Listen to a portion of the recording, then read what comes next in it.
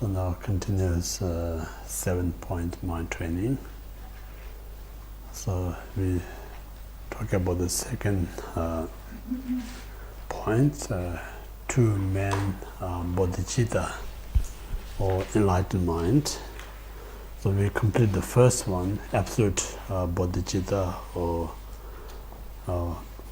absolute enlightened mind. Now second is the conventional or relative bodhicitta. So to practice or meditate that, three parts: preliminary, main, and then post-meditative.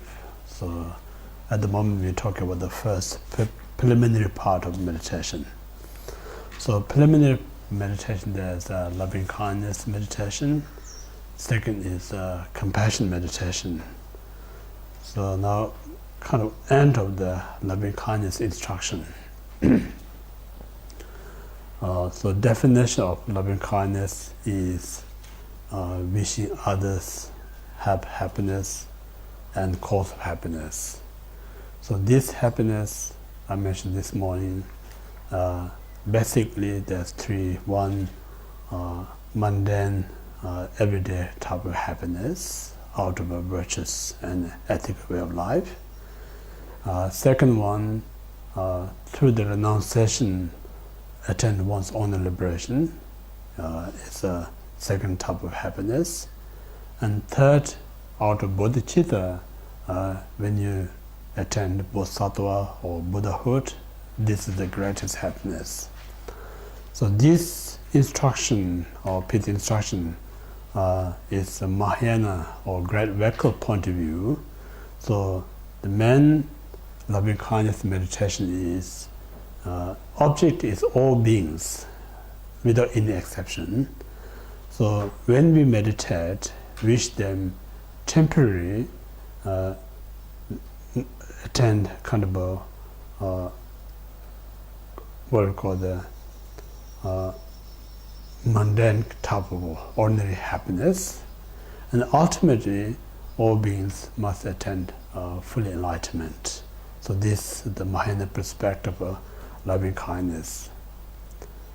In the sutra stated the power of the practice of loving kindness. Someone who organized kind of big offering to countless Buddhas itself is an amazingly kind of a meritorious deed. So instead of that, just say someone 10 minutes meditate such as loving kindness to all beings. There's a 10 minutes meditation loving kindness to all beings actually more powerful than someone for a long period of time making offering to all the Buddhas. So this, therefore, it's called powerful practice, the loving kindness meditation. And then logically, if you look, when we practice loving kindness, wishing others to have happiness and cause happiness, if we meditate in that way, and when we not meditate, we just keep bring that in our mind. So that very moment, when you have this kindness to others, it completely kind of stops all sorts of negative thoughts. So in that way, it's also powerful, this loving kindness meditation. Just think about it. Most of the time, when this negative thought arises, that moment there's no kindness at all. So that's the reason there's no preventer, there's no antivirus. So that's the reason keep this virus come in your mind and cause so much harm. When you harm yourself, naturally you are the person going to harm to others. That's how it works, and it depends on the nature. So in this way, even if we don't have a bigger picture in the future, this is going to help us to attain Buddhahood or not, but temporarily, while you're meditating, how much it protects your mind from negative thoughts. That alone has a huge beneficial when we practice loving kindness. So in this way, one need to aware the value of practice or meditating loving kindness. Then that's just kind of the benefit of practice. Then when actually come to the meditation, we say step by step, talk about first meditate the person who easy or feel more comfortable, just visualize that person and sincerely wish that person to be happy and cause happiness. Try to train that as often as possible. Then eventually you think the second person, you have to realize is no different than the first one.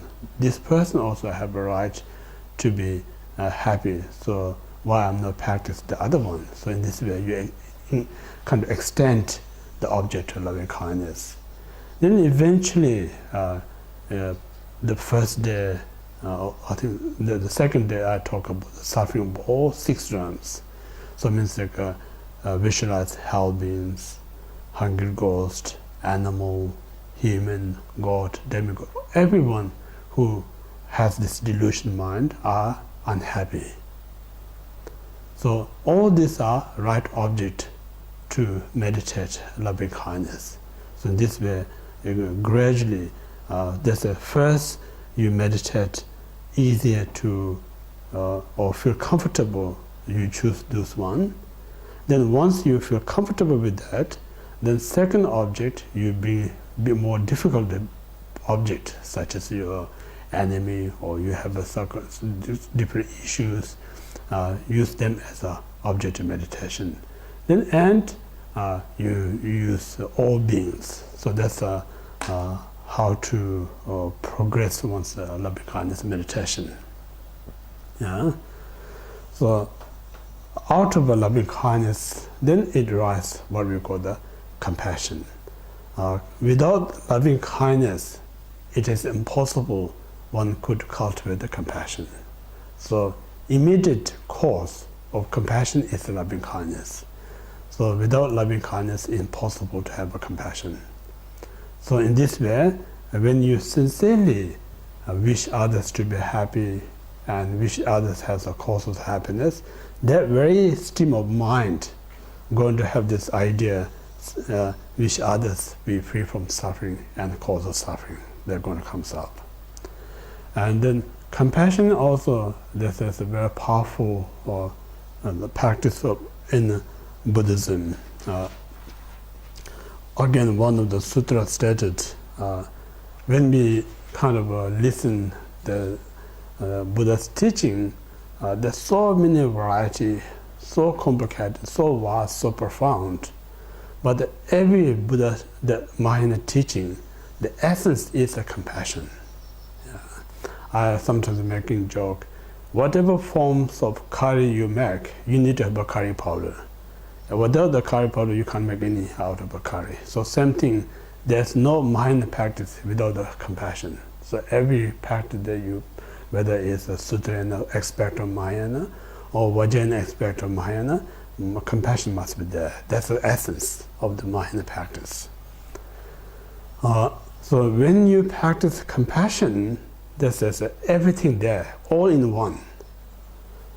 So you don't need to worry others, oh, I'm missing that or missing that.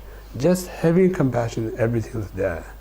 But you not have this essence of compassion, you may think, I'm doing this complicated visualization, think about this very profound meditation. You may think I'm hundreds of millions that recite different mantras. If there's no compassion, none of them is a Mahayana path. You know? So this reason, before actually we liberate what form of practice that you do, first it's important to develop this foundation or root of the Mahayana, which is the compassion. So important. Yeah. Then compassion, I mentioned this morning, is important in the beginning, because the compassion, it helps us to cultivate the bodhicitta in the beginning. If there's no compassion, it is impossible to cultivate bodhicitta mind. And then once we enter into the path, things that help us to progress our practice, our realization, and progress the path, also compassion. Without compassion, nothing to progress. So therefore, in the meantime, compassion is so important. Then the end, when Buddha attained full enlightenment, and then he teach. So that motivation also comes from the compassion, because seeing suffering for others, due to that awareness, then Buddha turned the wheel of Dharma. So therefore, compassion is important in the beginning, meantime, and end. Yeah.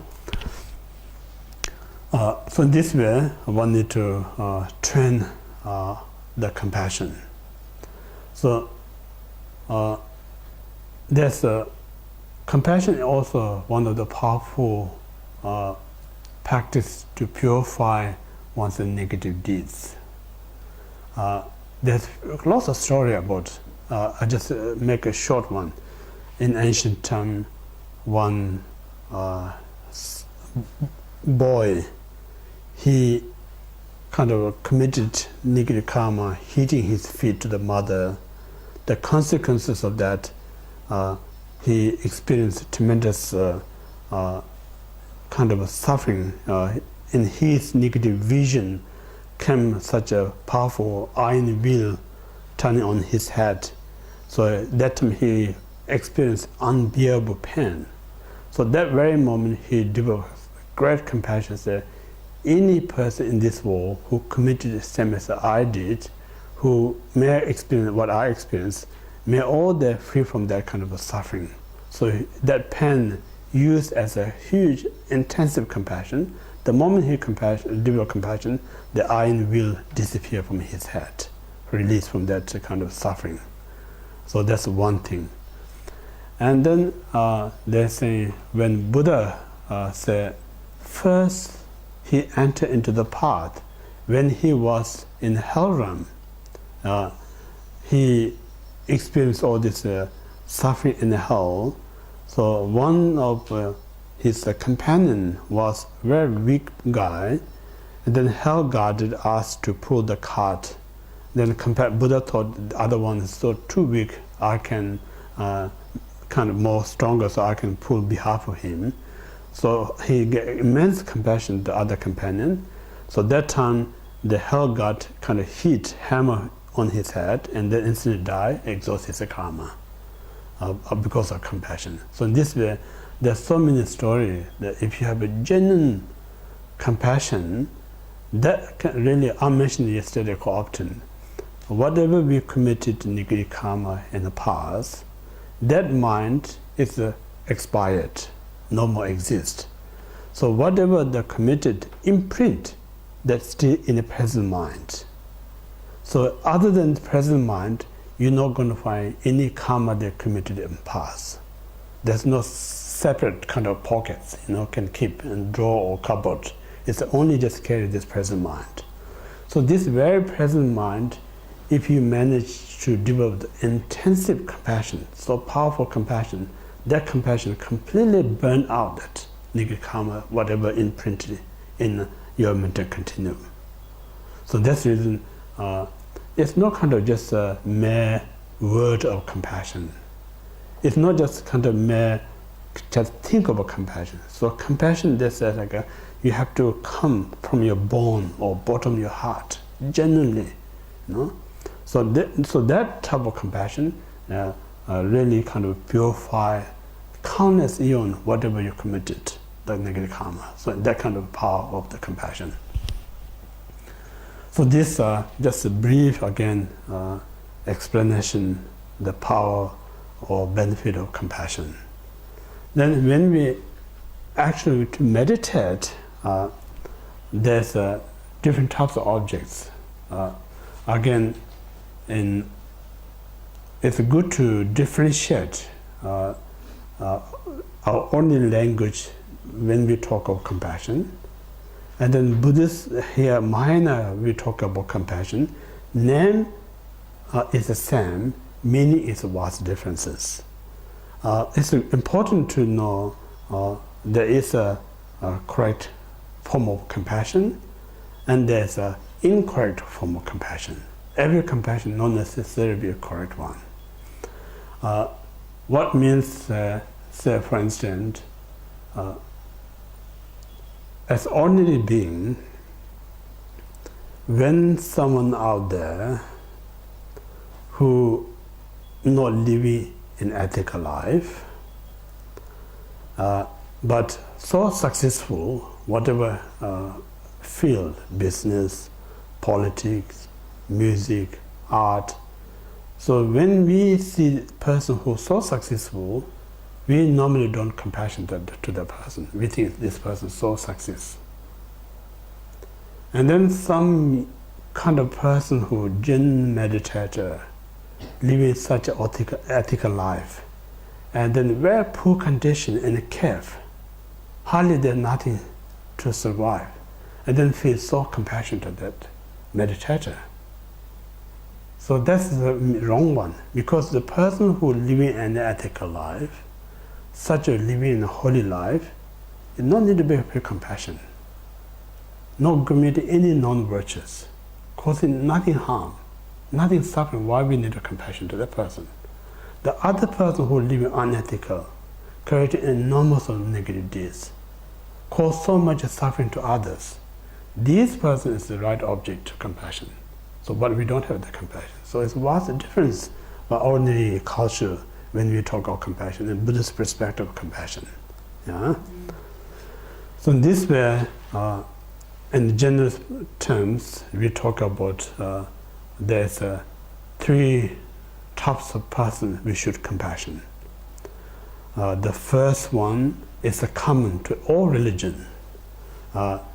Anyone out there who experiences suffering, or those beings are object of compassion. And that perspective, all religions, no differences. But the unique of Buddhism is there's no boundary, whether this human being or non-human being, whether they like you or dislike you, whether they have faith to your path or not. Never, there don't be any restrictions. As long as they're suffering, everyone is object of compassion. So it means like there's nothing exception. You know? So that's the meaning of compassion. Person who is suffering is the same thing. The vastness is the vast differences. Yeah? So in this way, now we have to, when we say suffering for everyone, so this time suffering, primarily we're talking about being who experience the suffering of suffering. Yeah? Suffering of suffering. So that's the first. Means like, again, I think Buddhism, I think is a very kind of a great mind training kind of skill, one of the greatest methods.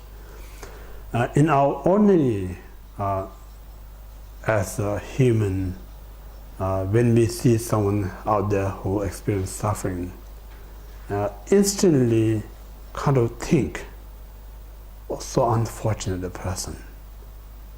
No? Then you will feel compassion to that person. So our compassion is pretty much we just seeing the symptoms of the person's suffering, and then we wish kind of the person not go through what he or she is going through. Not that much kind of a power there. Yeah. Most I used to talk as sympathy or empathy, or sorry, kind of feel pity. That's all our ordinary compassion. And a Buddhist point of view, of course the person who suffering out there is unfortunate. Then when I develop this compassion to that person, not saying I'm doing something great to this person to ease his or her suffering. Reality, always I'm saying, what I'm going to get out of it when I compassion to that person is far more greater than what person feel out of my compassion. So in that sense, he or she who's suffering giving me much greater opportunity, because without that person's pain or suffering, impossible I have this genuine compassion. So in that sense, I should be respect, because you are the giving me opportunity to cultivate compassion. So this compassion free me from suffering. So in that sense, again, the great Indian master Chandakirti, right at the beginning, instead of he pay homage to the Lord Buddha, he actually pay homage to the compassion. You know, the reason is the compassion, what we're saying, is create the bodhicitta.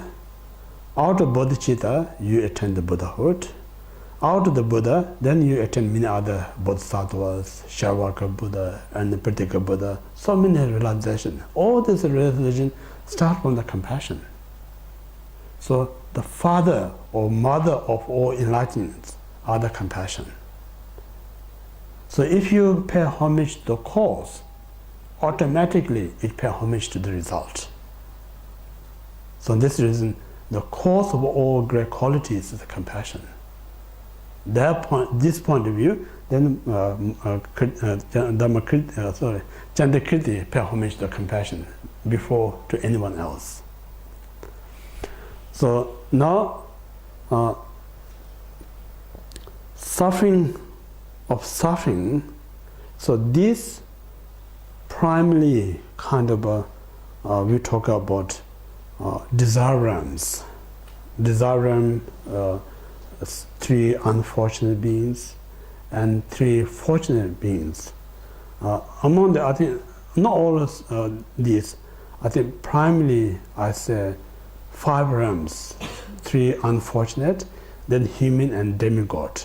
These beings can be or constantly experience the suffering. God being they don't have a suffering of change, or they don't have a suffering of suffering. So 5 realm is the object of first compassion, being who experiences suffering. And these, the cause of the suffering are, it's important, the negative deeds. Yeah, and negative deeds. These negative deeds created by the poison mind. So in this way, now I use them as object of compassion and free them from the suffering and the cause of suffering. That's the first compassion. Second compassion is being who not necessarily experience the suffering of suffering, but suffering of change. So that means like so this is called unique or Buddhist compassion. So out there who so successful in terms of materially, politically or business, whatever, they almost forgot the reality of life. One day going to die. They just rush out there, think I'm going to almost live forever. They don't have any sense of impermanent. So in this way, again, you develop compassion. Yeah? Compassion means like they may not suffering hugely right now, but where they rush in every day, yeah, it's kind of they're going to last for eons. They're kind of keeping their life is so busy. But these people may die tomorrow, maybe die next day, but they don't have any sense of this awareness. Lack of this awareness, sake of this life's happiness, constantly creating loss of non-virtues, living an unethical life. So in this way, we feel compassion. Make sense or not? Mm-hmm. Yeah. Second object compassion is beings who lack of awareness of impermanence. rather think everything is permanent, everything going to last forever. So that way we caught up so much in unnecessary things. Other second object compassion. And then third, we mentioned this morning, and when you investigate, nothing is there, inherent nature. Everything that we see is because our delusion mind, illusory mind, think these are the real. So in this way we caught up with that state. So in this way, if you go in the world, everyone thinks it's real, whatever they're happening in their life. So in that way, they're unnecessarily kind of suffering, lack of realization of the illusion state. So in this way, we develop compassion to them. So it means like first one, being who experiences the suffering of suffering. Second one, who not realize the life is impermanence, caught up, think of I'm going to be forever. And third one, who not realize everything is an illusion or a dream, think it's a reality. So in this way, we're trapped in the samsara. Yeah. So just think about them and then develop this, what we call the compassion. So there's you can talk about two things. One is from kind of because our inspiration, our wish, our desire, kind of others to end the suffering and cause the suffering. So this more in a meditative state.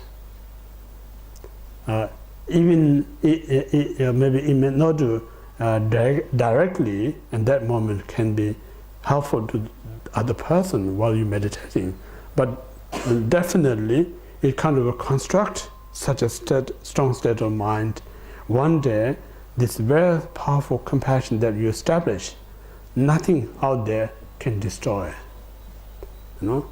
So different is, say, some of us are untrained of this compassion, and then suddenly you see someone out there suffering, and then you develop this compassion. Oh, really, I need to go out, help these people who are really suffering.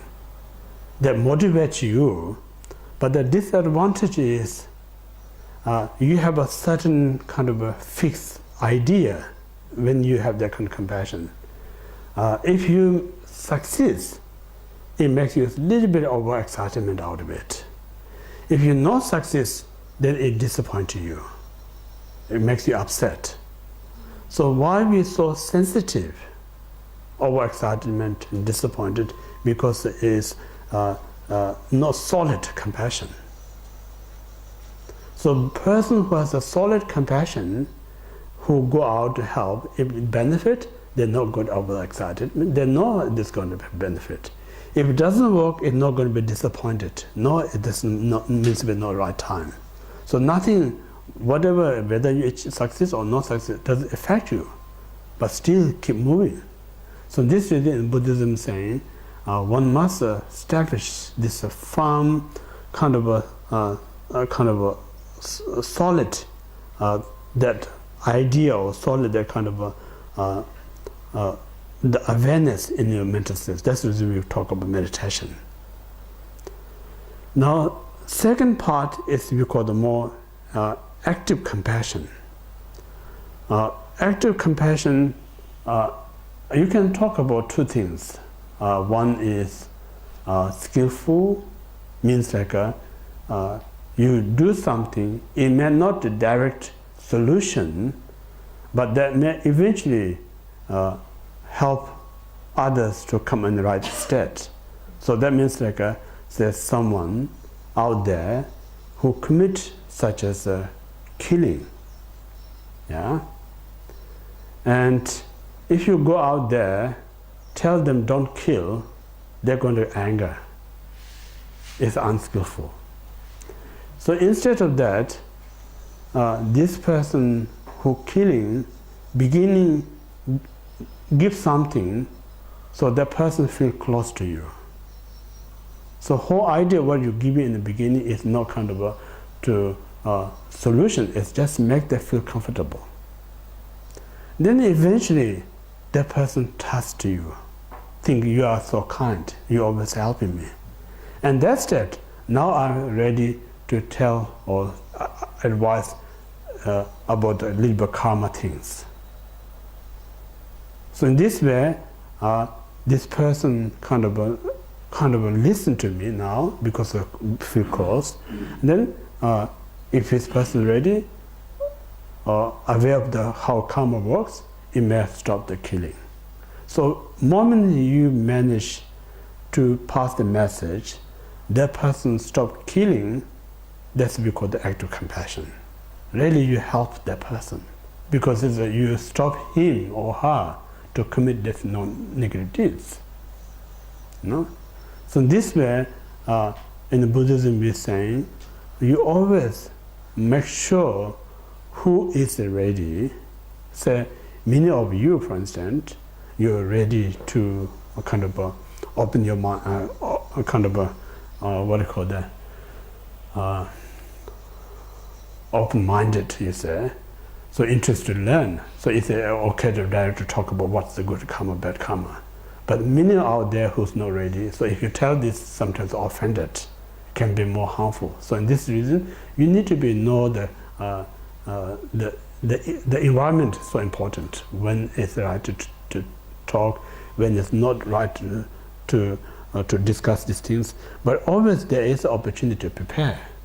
So whatever you prepare, something that really you want to help, every action part of compassion family. You know?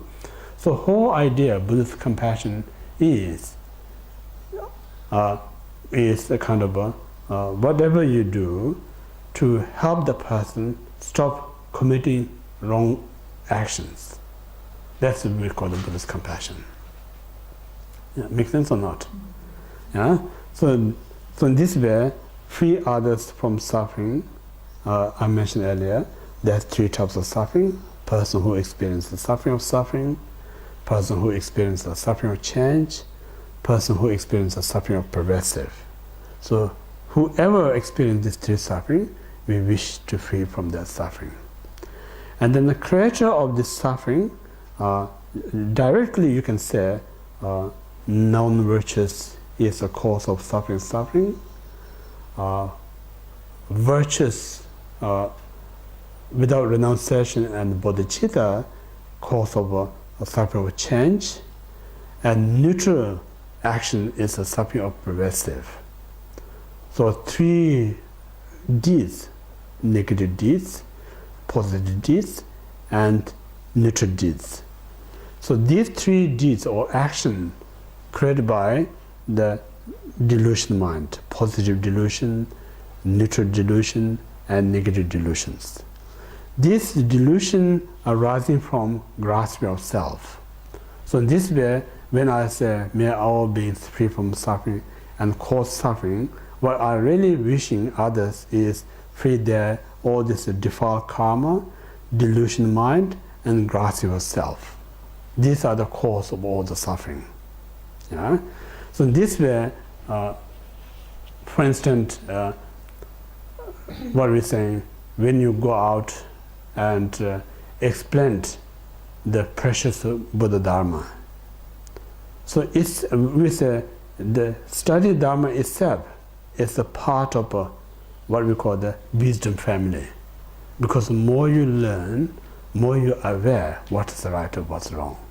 So this awareness gradually it helps us to free the grasp of self.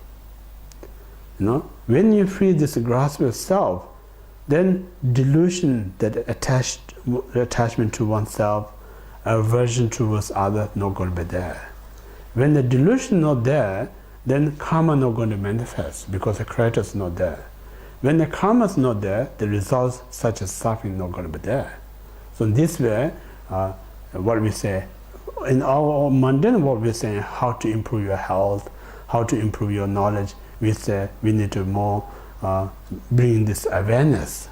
So more we bring this awareness, then people can see the benefit of education and so on and so forth. So similarly, more you talk about the Dharma, more you read about Dharma, eventually it improves our awareness.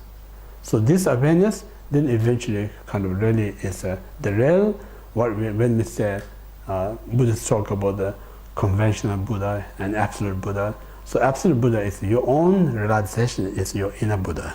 So that's how it works. So these are just a description of compassion, and then object is three types of beings. Then method how to meditate this compassion is same as loving kindness. In the beginning, you practice this compassion, person who you find an easy one. Make you feel comfortable to someone. Then eventually you think it's really working, it's benefiting. From that you can so much experience out of it. So more you experience, now you not just stop there to extend the most difficult ones. It's good to think about. The normal point of view, it's very hard to compassion someone you have difficulties. Practical point of view, it's too difficult to compassion. But then, because the reason is a difficulty, it's where we're thinking, it's not reality. So what's the reason make us a difficulty to compassion that person is we're focusing the person who caused you harm. Then you get hurt. We focus on that part. When you focus that part, it's very hard, extremely hard to compassion to the person. So now Buddhism's kind of saying that person may hurt you because you, just think about, because me, how often this person get anger, how often this person get negative. This anger, negative alone enough so much cause suffering to himself or herself. So if you think about that person's point of view, because of me, how much he or she has to create negative karma. So if you really think more on that, I feel sorry for the person. Make sense or not? Yeah? So I'm saying there's no ultimately exists easy or difficulty. It's just where you're looking. So this reason Buddhist philosophy says, not just look at your point of view, then it never allows you to practice compassion to that person. More you look at the other person's point of view, then maybe it'll be easier for your compassion to that person. Yeah, that's one thing. And also important in the Shantideva was saying, the enemy or person who have a difficulty, who give you a challenge, actually almost you're finding treasure your own house. So this person really give you opportunity to practice patience. So I always share with people, great Milarepa, for instance. He had so trouble with his auntie and uncle. Human level point of view, there's nowhere to come to them because they're so harm to him.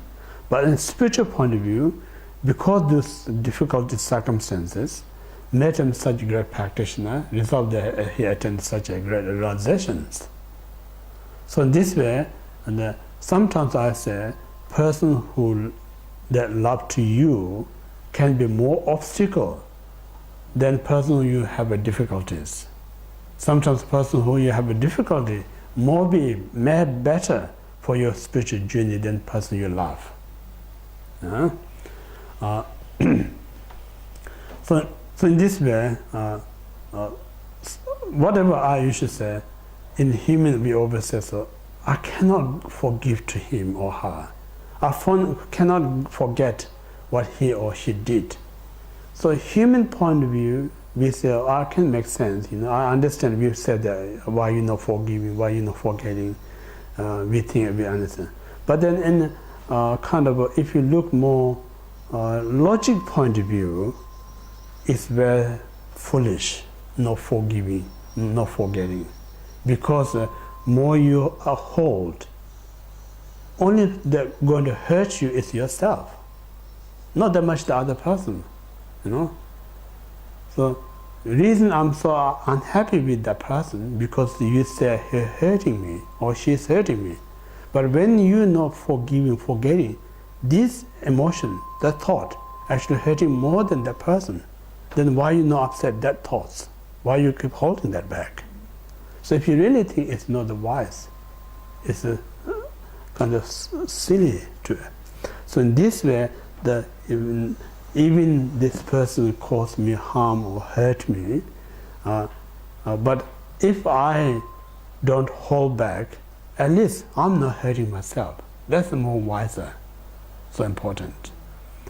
And I kind of mentioned earlier, also the Arya Deva also said, when somebody causes you harm, that person actually no cause makes you suffer. Yeah? The real makes you suffer is like your conceptual mind think this person hurt me, have that negative thought. So this very negative thought actually hurting you, but we don't aware of that. If you don't have that kind of thought, this person hurting me, you're not going to feel any hurt. So in this way, it's so important to aware my own mind perceiving in an unhealthy way and the wrong way, that mind causing me harm. Yeah? So in this way, but what I'm saying, we only just look in the appearance part, but we're not seeing the reality, what makes me harm. Similarly, I always say, we always say food is the cause of the problem, but the reality is that desire is the cause of the problem, not the food. You know? So in this way, we need to kind of live with a healthy diet, means like a healthy state of the mind, rather than healthy physical food. So in this way, we practice compassion to the difficult ones. And then third, compassion to all beings, the rest of the sentient beings. So just again, same as loving kindness.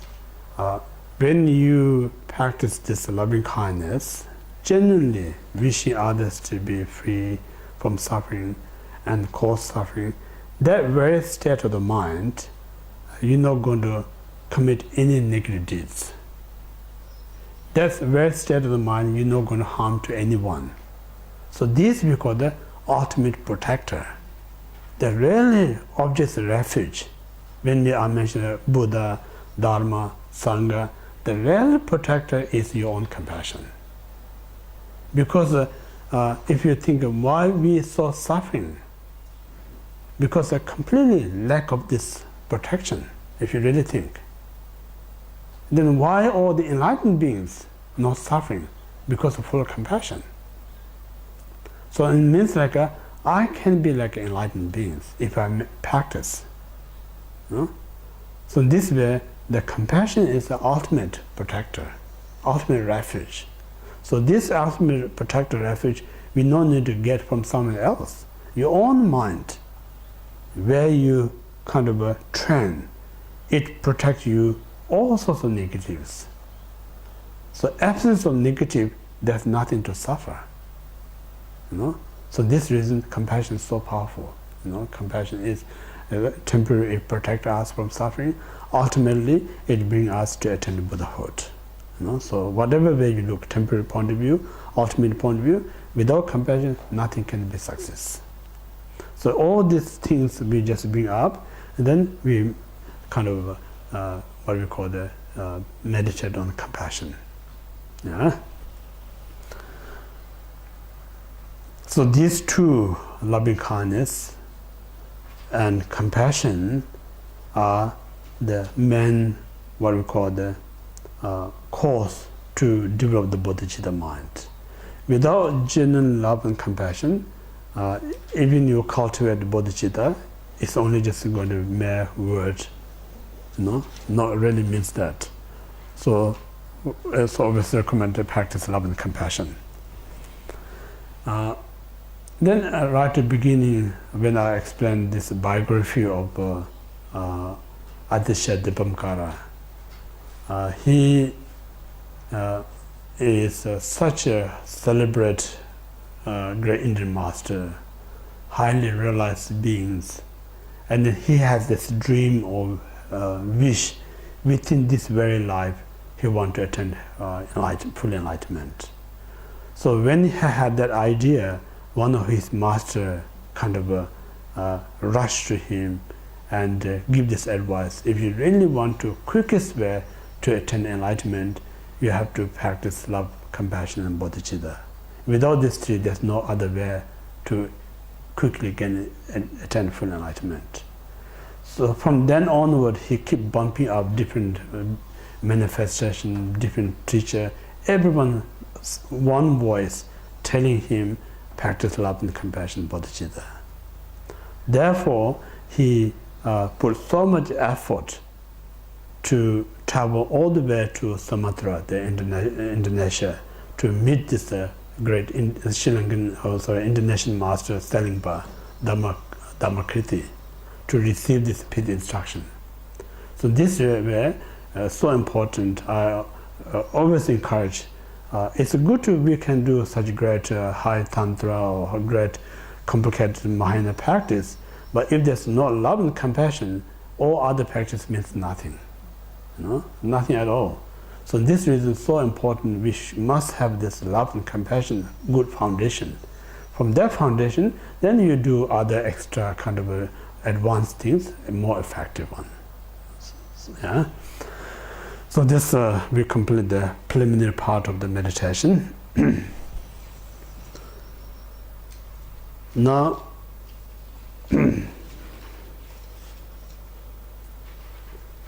so these two are a meditative state. Meditative state, it kind of help you, what you call the establish this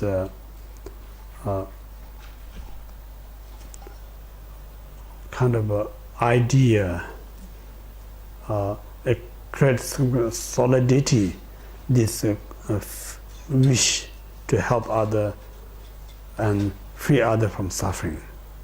But the real to progress this love and compassion is in everyday life. When you're out there, see someone out there unhappy, see someone out there unhappy, don't think this is an unfortunate person. Think now is a great opportunity. This is the emanation of the Buddha. This person is the emanation of Bodhisattva, giving me opportunity to practice loving kindness. This is very important.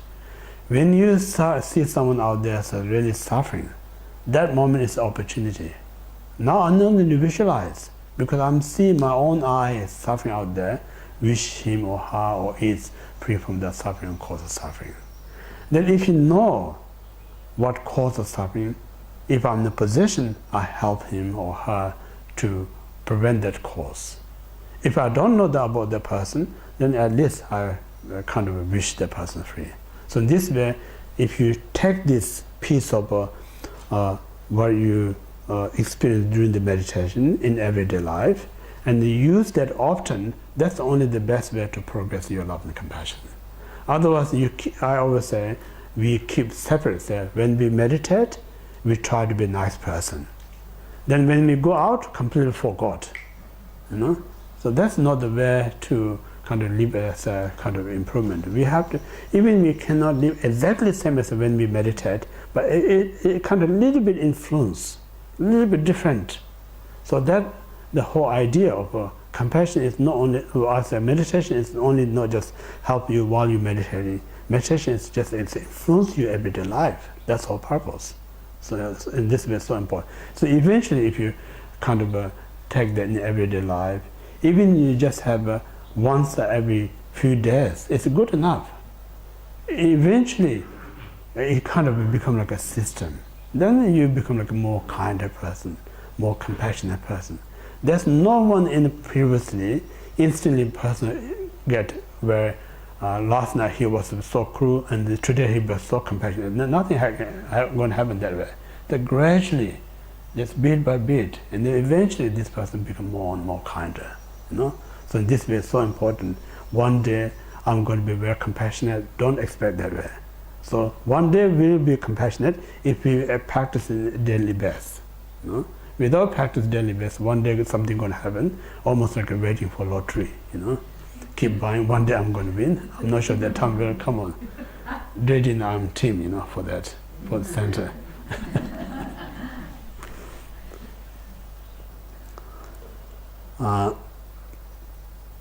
So that's just the loving kindness and compassion.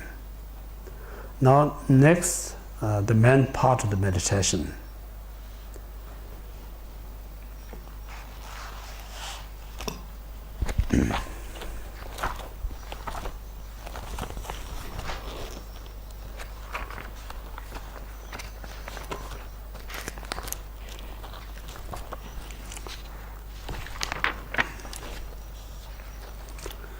So now, main part, sending and taking should be practiced alternately.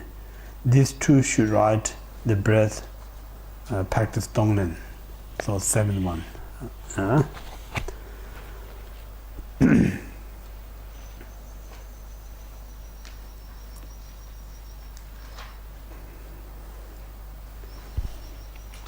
So now, I mentioned earlier, if we don't have this solid love, genuine love, compassion to others, it's almost impossible to do this practice without love and compassion.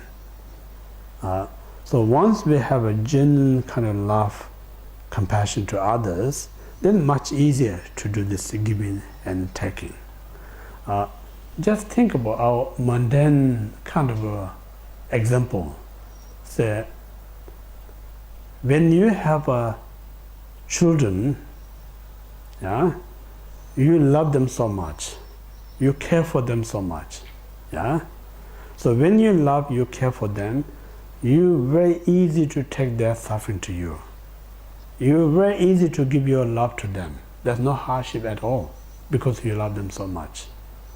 But then if you try to do that, someone who is a stranger, someone you not really love that much, it's extremely difficult.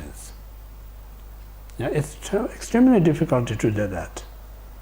So what this shows in Buddhism, what we're saying, like this Tonglen is in our DNA actually, but we make it very limited this one.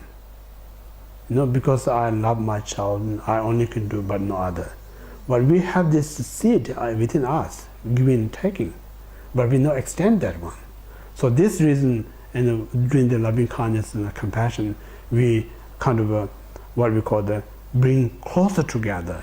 So closer together means like in this life, maybe these are the strangers, these are the animal, whatever.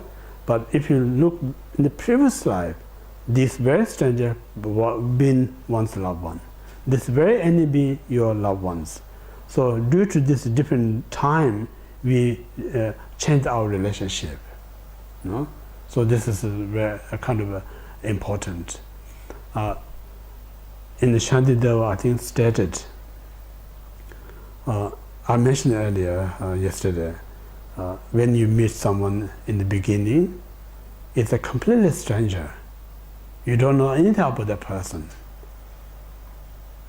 Then you have been time together, chat together, do things together. Eventually, the person going to be so close to you. So same method, if you apply others, there's nothing strange out there. If you really kind of talk, even just think about in animal realm, say cat and chooks are kind of enemy each other. Once they get close together, they love each other. So even animal kind of they're so kind of opposite can be live together, while human cannot live together if you really train your mind. So there's a possibility if you really allow yourself, you know. So in this way, if you have such a strong sense of feeling, everyone is one's loved one or another life.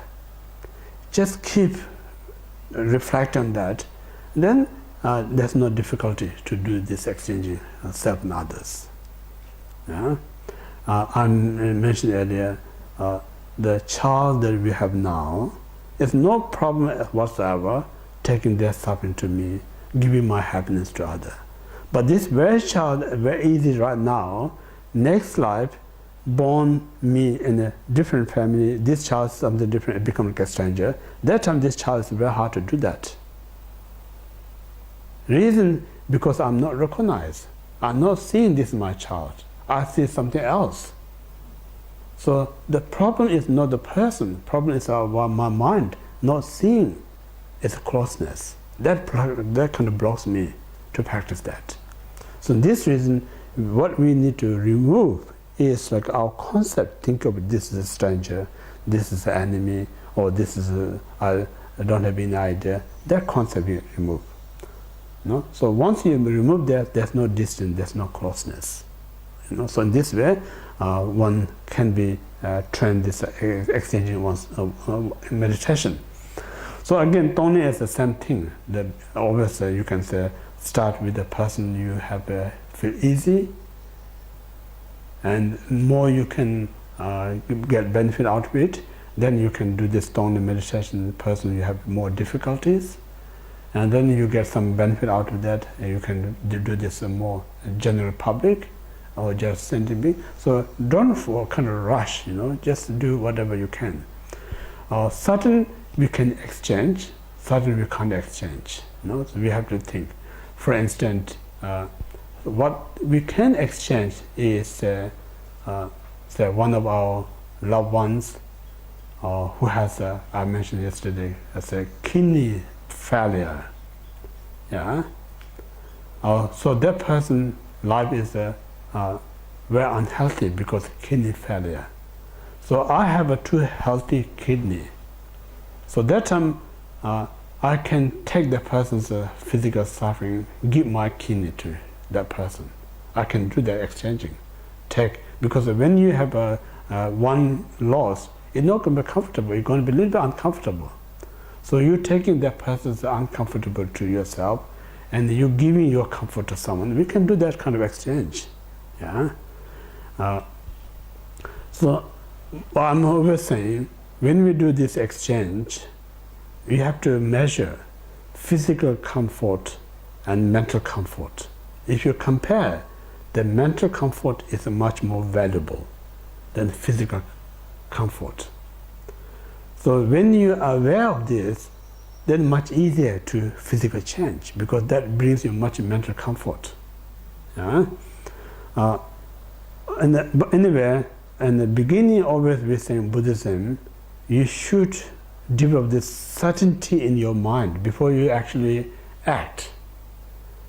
If you don't have this clarity in your mind, you just jump, do things, it can be a kind of a risk there. Means like Buddhism pretty much is like when you act, before you act, already plan everything. You expect everything, then less risk there. As a non-practitioner, not much a plan, instantly act, and then something not happen, you get disappointed out of it. So instead you think I'm helping, but the reality, that very help can cause so much disaster to you, disaster to others. No? So in this way, so important, before you make any decision, make sure every I contribute not become like a vested. That's important. Even if it's not help, at least not vested. That's just important. Others, we all know, I'm doing all these things and that, and then one day you have a difficult relationship with that, then you feel like all this you help become like your own punishment, your own suffering. Make sense or not? No? So that's how we have the experience, because of lack of a plan.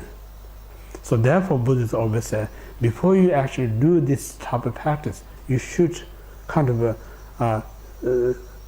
set a solid system in your mind. So important, solid. Then later when you do, nothing going to disturb your mind. That's so important. So in this way, what I'm saying, when you do this Tony meditation, visualize the person you love so much, and imagine all the you cherish, such as what we call the great, as I'm Buddhist, I'm saying, if you get material wealth is a samsaric wealth. So samsaric wealth only going to bring samsaric pleasure. These are anyways not real pleasure. Samsaric pleasure is the suffering of change.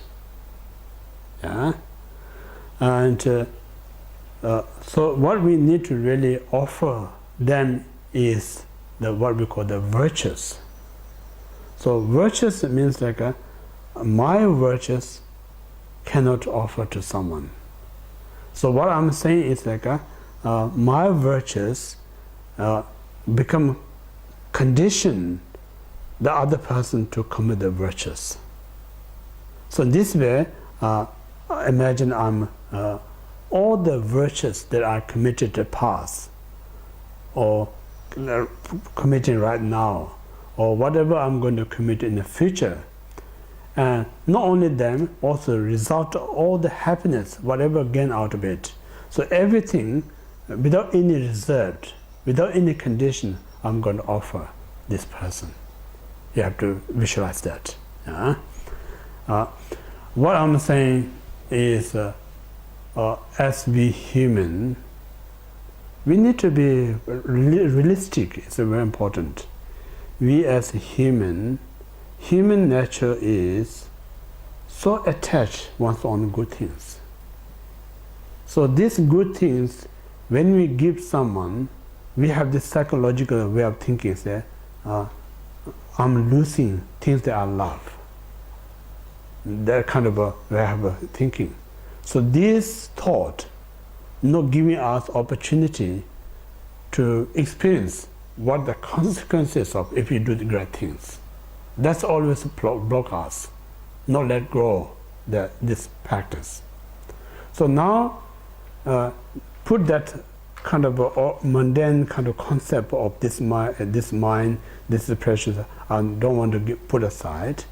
Let's relax and imagine you offer this to somebody, and the person who receives, imagine he or she feels so grateful. Just that grateful, what brings you joy is far more greater than things that you're keeping for yourself. So this is important to let experience to yourself. So moment you realize things that I have keep myself, how much it brings pleasure, things that I have give somebody else, what brings a pleasure, if you compare the things I give brings more pleasure, then that awareness, then it's what you call break the habit to keeping for yourself.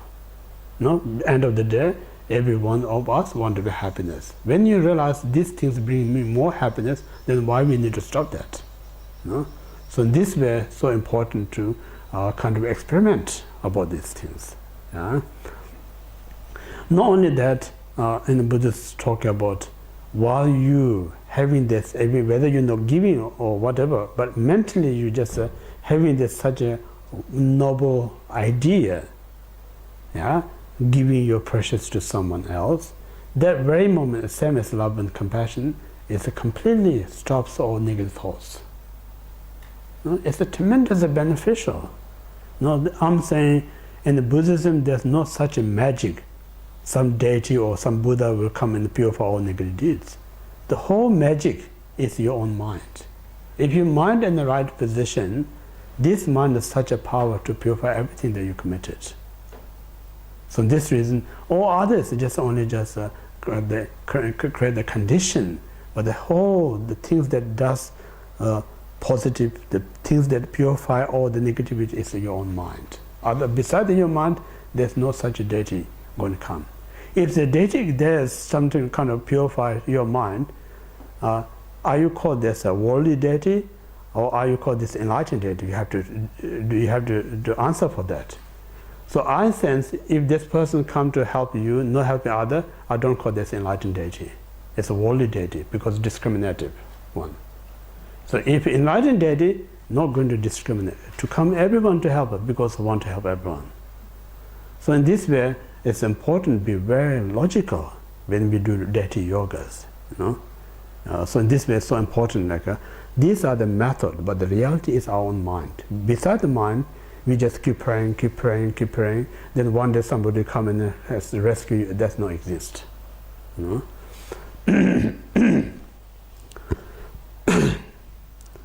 So in this way, first give all the virtues to others.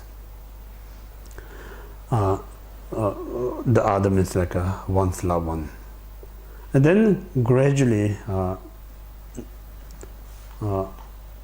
you can extend the difficulty one, and then all beings, all these things. Second one, then taking. Yeah? So taking means like first, again I mentioned person you love, and to reflect his or her or its suffering, whatever going through, and then think about cause of suffering is negative deeds or grasping of self, whatever. Just everything comes to you, and then let that person free from that state of suffering and the cause of suffering. I think I mentioned earlier, it's good to practice your loved ones, because when you love someone so much, your wish is to that person to be happy. You wish that person to end the suffering. So when you see that person's happy, it brings you tremendous happiness to yourself. When you see this person's end the suffering, it brings a tremendous happiness to you. You know. So this one need to practice first. Then second, you think, my concept says this person is not my loved one. That's not true, because this person being my child, one of the previous life. But this life, we are separate, we are distant, so I don't see it. But the reality is no different than my child one. So you have to mentally have to train that way. So once you feel in that way, and then again you do the same thing. When you give, and that makes a tremendous happiness to you. When you take their suffering, it makes a tremendous happiness to you. So whatever we do is, we're not kind of sacrificing. People think it's a sacrifice yourself. You know? What really we sacrifice is not the pleasure, not the happiness. What we really sacrifice is negativity, suffering. That's what we sacrifice. This is really important to think. You know, many teachings saying, sake of my own pleasure. That very concept, that very idea, cause all the negative things. Every negative that we committed comes from idea of I want to be happy by myself. That very idea causes all the problems. Then all the great things that develops comes from the mind that you really want to help others. You know? So mind that you have sincerely want to help others, that mind creates all the great things. It's a logic, it's so important. So in this way, what I'm offering, I'm not sacrificing, I'm kind of become miserable and sacrifice others' happiness. We're not doing that. Whole idea is we just crashing this self-cherishing mind. Completely kind of crush this self-cherishing mind. That's the whole idea. The moment you crush this self-cherishing, what you left is a cherishing to others. So this cherishing to others is a source of happiness. No? So we're not kind of sacrificing, we're actually destroying the things that make us suffering. This is important to view. So in this way, if you don't kind of have much kind of awareness of the purpose of exchanging meditation, just as if you explain in a normal way, it's very hard to do. Who's going to do that? Giving all your happiness to someone else and taking their suffering. You know? So that's not really make sense as a Buddhist path. You know? So in this way, behind that, what we do, we need to find out what the profit is so important. You know? So the profit doing that is enormous, you know. So this one need to aware. So if you know that, there's a sense of joy. I always say Buddhist path is a joyful path. If you know joy, then it's not Buddhist path. So say joyful path leads you joyful result. harsh part lead to the harsh result. That's how it works. So this is always important to have a great joy.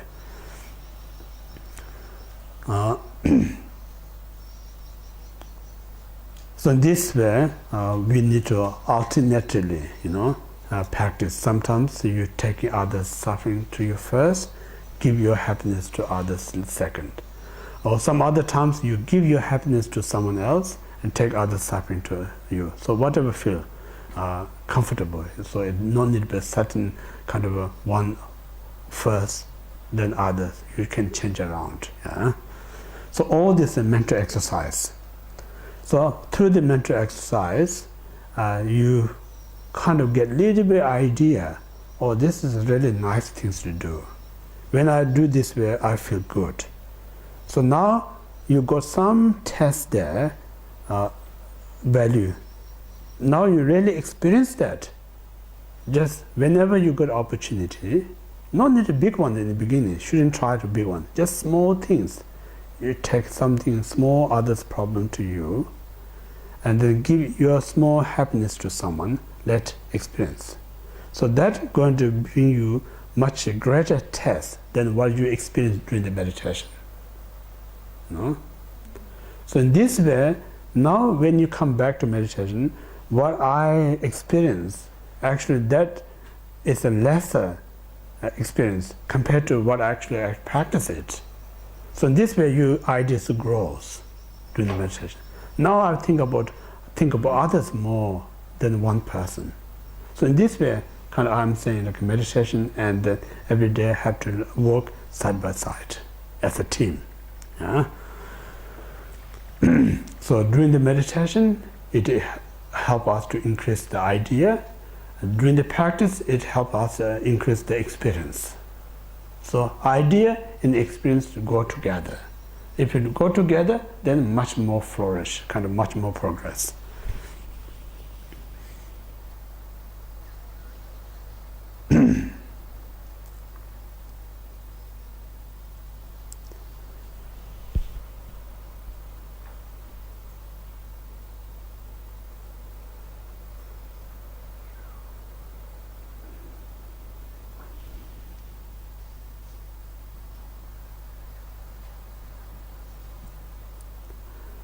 So that's the first meditative kind of state, exchanging self and others.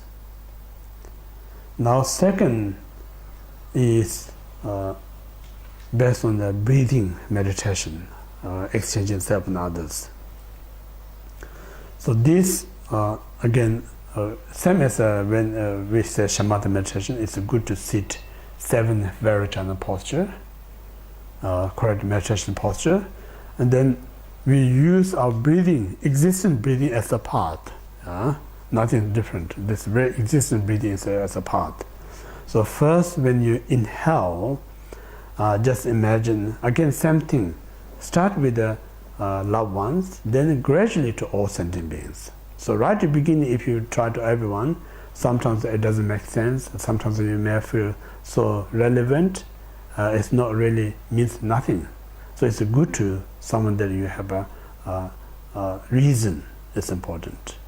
Then gradually you can extend that way. So and the first is when you inhale, imagine the person that you love, that person is suffering, and the cause of suffering is a delusion, karma, grasping yourself. All this, just imagine it become like the black cloud, black cloud, and then come into 2 nostrils, the 2 nostrils, and come through your 2 nostrils. Imagine it's observe at your heart. That very moment, imagine this person completely free the suffering and the cause of suffering. Some in Mantraining teaching saying it's no kind of punishing yourself, taking others' suffering. This is a method to extend, or what we say, this is a method to cultivate cherishing to others. Yeah? So cherishing to others, because I think other is more important than myself. So in this way, dissolve in your heart. So the moment it dissolves in your heart, imagine your self-cherishing mind completely dismantled, completely smashed. You have to think that way. And once you smash this self-cherishing mind, then it arises the cherishing to others. Cherishing to others, yeah? So when you exhale, exhale, think about all the virtues that you committed in the past, present, and future. All the result of this virtues, positive, whatever you committed, come as like a moon rays, like a white color, yeah, coming out from your two nostrils, and observe to the person. Immediately imagine the person will gain happiness. Ultimately, all your virtues and happiness become perfect condition to that person attain full enlightenment. You have to just think. So in this way, do the breathing meditation, yeah, taking the suffering. So another way is kind of when you take other suffering, it's a form of compassion meditation, free there from suffering. When you're giving, it's a form of loving kindness practice. So love and compassion and wisdom together, it becomes like a bodhicitta. You know? So because when we say love, and then we talk of compassion, in our mind, things like when we talk compassion, love is something separate.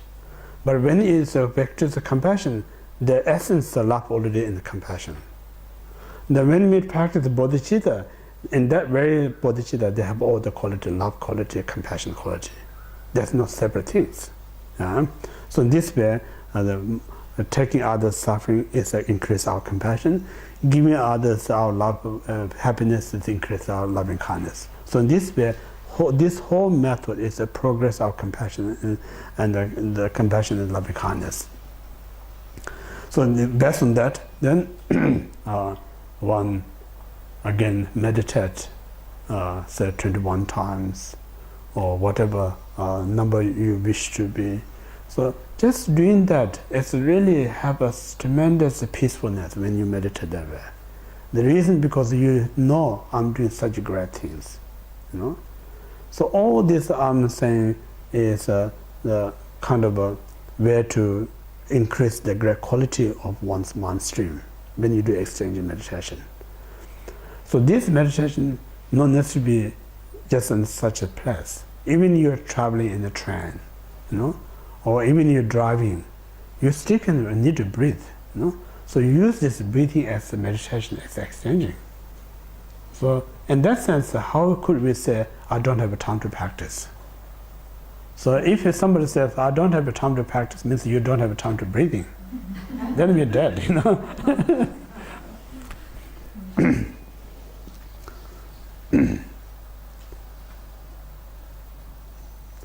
So maybe here we stop today a bit earlier.